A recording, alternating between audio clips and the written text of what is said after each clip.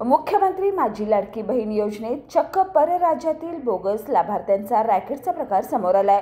लातूर आणि सांगली जिल्ह्यातील अंगणवाडी सेविका आहे असं दाखवून बोगस लॉगिंग आयडी तयार करण्यात आले होते आणि त्याद्वारे 1171 अर्ज दाखल केले गेलेत।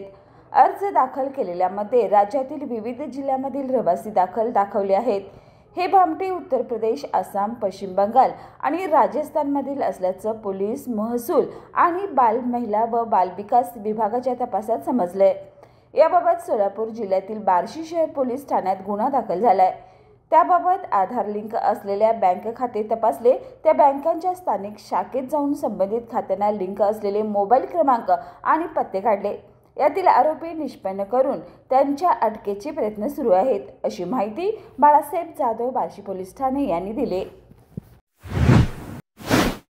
बाळ, फ्रीजमधून श्रीखंड काढ ना। आम्ही पूर्वी घरीच बनवायचो श्रीखंड, त्याची चवच वेगळी होती। आता काय सगळं रेडीमेड।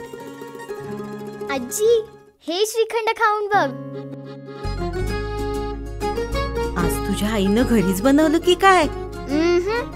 हे आहे गोकुळचं श्रीखंड, अगदी जिभेवर रेंगाळणार। जिभेवरच नाही तर मनावरही रेंगाळणार। गोकुळ श्रीखंड, मनावर रेंगाळणार।